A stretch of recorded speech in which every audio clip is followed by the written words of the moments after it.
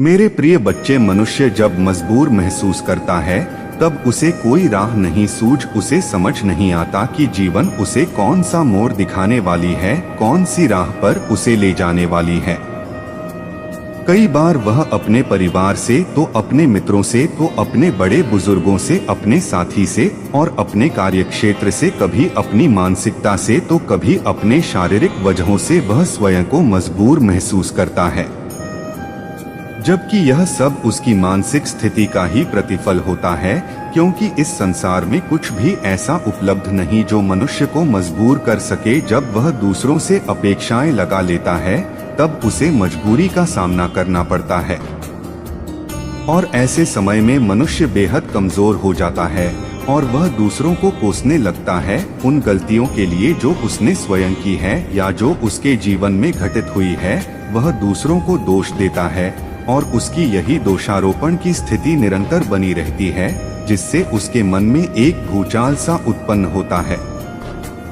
मेरे प्रिय बच्चे, जब प्रेम, परिवार, साथ ही मित्र सब कुछ उसे अपने अनुरूप लगते हैं तब मनुष्य को सब कुछ ठीक प्रतीत हो रहा होता है, लेकिन जब उन्हीं लोगों की तरफ से विभिन्न प्रकार की समस्याएं या शिकायत उत्पन्न होती हैं, धोखे मिलते हैं, लड़ाइयाँ होती हैं, विश्वास टूट जाते हैं, तो सब कुछ, मान सम्मान, अधिकार, आधार, धन उसे बेमाना सा लगने लगता है।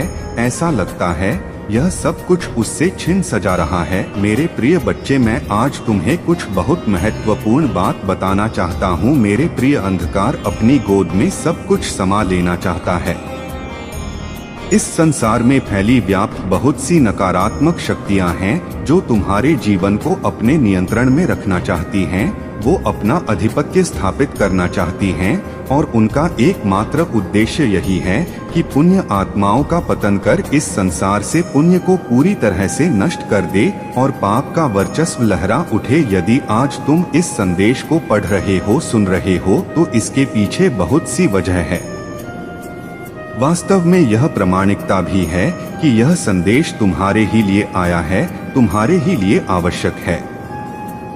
मैं जानता हूँ जो कुछ तुमने अपने जीवन में अब तक महसूस किया है, मेरे प्रिय, तुमने महसूस किया है अपने परिवार के नकारात्मक और दुष्ट ऊर्जा में लिपटे रहने की क्रिया को, और इससे तुम्हारे परिवार में नकारात्मकता बढ़ती जा रही है।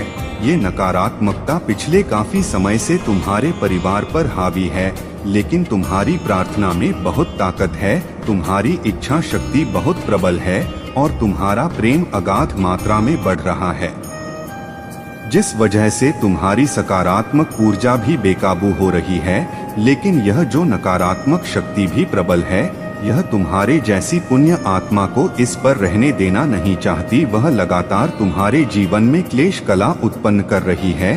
तुम्हारे लिए इन सब का सामना करना तुम्हें अत्यंत कठिन लग रहा है, क्योंकि नकारात्मक शक्तियां नक्षत्रों और ग्रहों की चाल को भी बदलने की क्षमता रखती हैं। लेकिन याद रखो, यदि एक नकारात्मक बात तुम्हारे मन को पूरी तरह से नकारात्मकता से भर सकती है, उदासी, गलानी, मलिन से भर सकती हैं, यदि एक नकारात्मक दुर्गंध तुम्हारे मन को मैली कर सकती है, तो एक सकारात्मक ऊर्जा शक्ति में कितनी क्षमता होगी, क्योंकि सकारात्मकता सदैव नकारात्मकता से बेहतर है। मेरे प्रिय बच्चे, मैं यह समझता अभी तुम्हारे जीवन में नकारात्मक शक्तियां हावी हो रही हैं और इस वजह से एक अंधकार सा तुम्हें छाता हुआ दिखाई दे रहा है।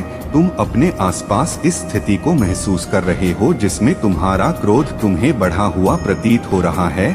कई बार तुम छोटी छोटी बातों पर बहुत ही ज्यादा क्रोधित हो जा रहे हो और यह क्रोध तुम्हें कोई गलत फैसला लेने के लिए निरंतर प्रेरित कर रहा है।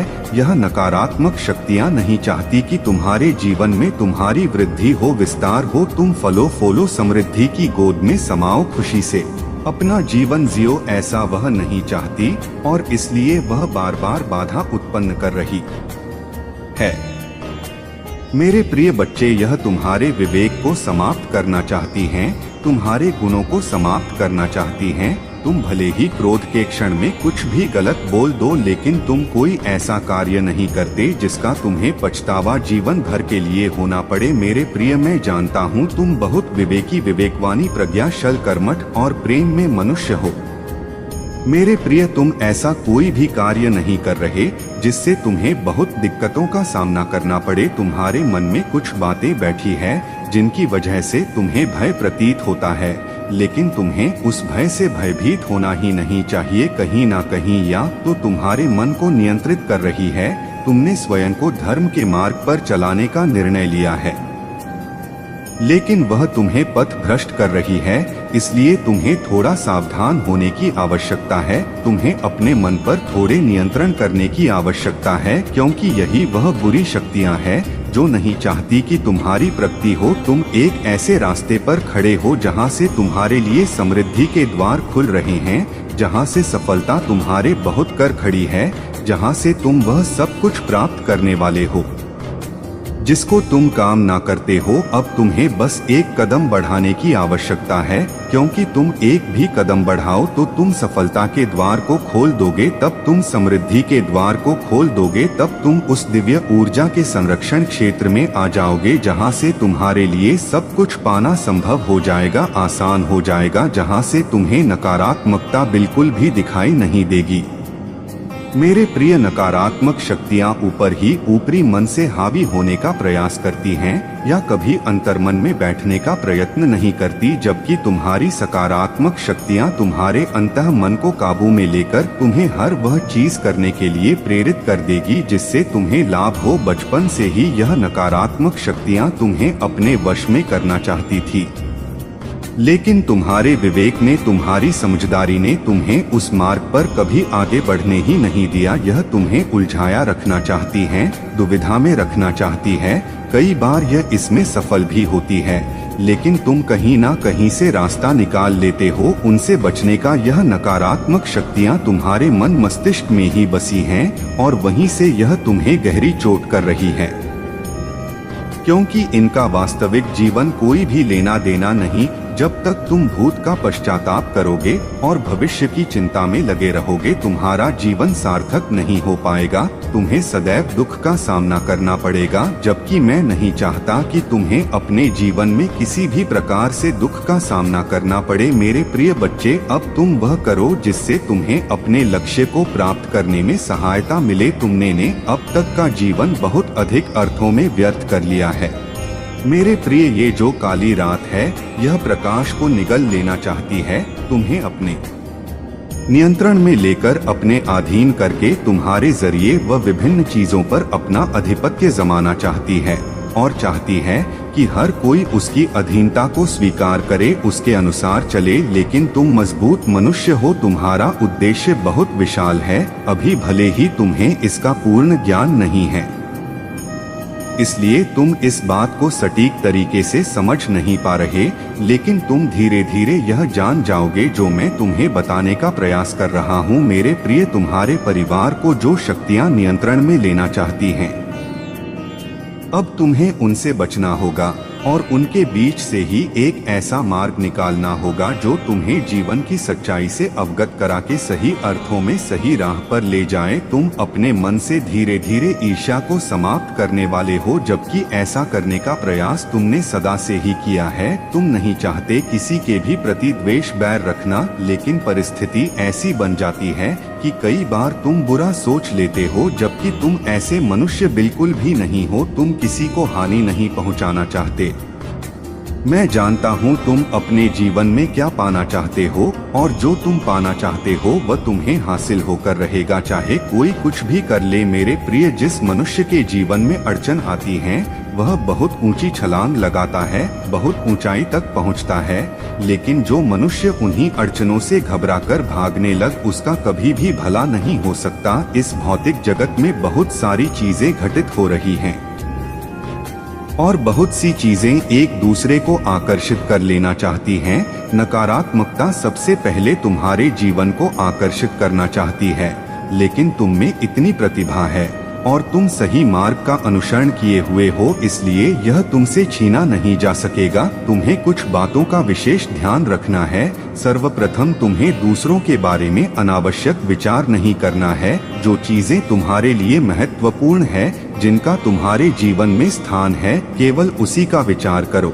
बाकी की व्यर्थ हैं। तुम्हारे ऊपर क्रोध का जो साया छाया हुआ है उसे समाप्त करो, क्योंकि यह तुम्हें सही राह पर जाने नहीं देगा। जब तुम्हारे मन में किसी भी मनुष्य को लेकर नफरत न जन्मे और केवल पुण्य की भावना जन्मे, तब तुम ईश्वर का साक्षात्कार करने को तैयार होने लगते हो और यहीं से मनुष्य परमात्मा को पा लेता है और उसके आंतरिक अंश में डूब जाता है और नए समाज का निर्माण करता है।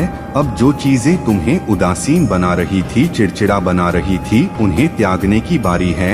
या तो उनसे प्रेम कर लो या तो पूरी तरह से उनका तिरस्कार कर दो। मेरे प्रिय, अहंकार को अपने मन में कभी भी पनपने ना दो। अपने मन में सद प्रकृति का ऊंचा बड़ा विचार रखो। तुम यदि स्वार्थ को भूलकर केवल सही का अनुसरण करते हो तो भी तुम्हें विशेष लाभ होता है, तो भी तुम वह पाते हो जो तुम पाने के लिए जन्म हो।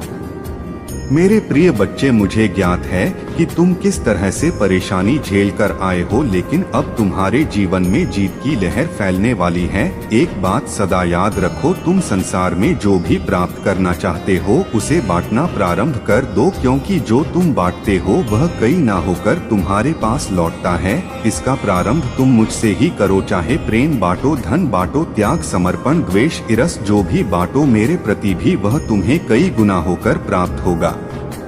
इसलिए अब तुम निर्णय लो, तुम चुनाव करो कि तुम क्या बांटना चाहते हो और किस तरह के जीवन को जीना चाहते हो। एक बात सदा याद रखना, मैं हर परिस्थिति में तुम्हारे साथ हूँ, तुम्हारे जीवन को सही राह पर ले जाने के लिए तुम्हारे साथ हूँ, तुम्हें जीत दिलाने के लिए तुम्हारे साथ हूँ। प्रिय बच्चे, मेरा आशीर्वाद हर हाल में तुम्हारे साथ बना रहेगा, चाहे परिस्थिति कुछ भी हो। मेरे आने वाले संदेशों की प्रतीक्षा करना, क्योंकि मैं अवश्य आऊँगा तुम्हें सही मार्ग दिखाकर, तुम्हारी उंगली पकड़कर तुम्हें सही दिशा में ले जाने के लिए मैं हर पल तुम्हारे साथ रहूंगा। तुम्हारे हर उतार चढ़ाव में तुम्हारे साथ रहूंगा, तुम्हें कभी भी अकेला नहीं होने दूंगा और ऐसे धन संपत्ति से तुम्हें भर दूंगा, तुम्हें अपने जीवन पर नाज होने लगेगा। अब तुम्हारे जीत की बारी है, अपने जीत को सहर से स्वीकार करो। यह जीत अत्यंत विशाल होने वाली है और इस जीत को तुम्हें जीवन में उतारना होगा, अन्यथा बहुत सी चीजें ऐसी हैं जिससे मनुष्य को हानि हो जाती है। मैं नहीं चाहता तुम्हें किसी भी तरह से हानि का सामना करना पड़े, बल्कि तुम जीत का प्याला पियो, जीत का जश्न मनाओ, यही मेरी कामना है। मेरे प्रिय, सदा सुखी रहो, तुम्हारा कल्याण होगा।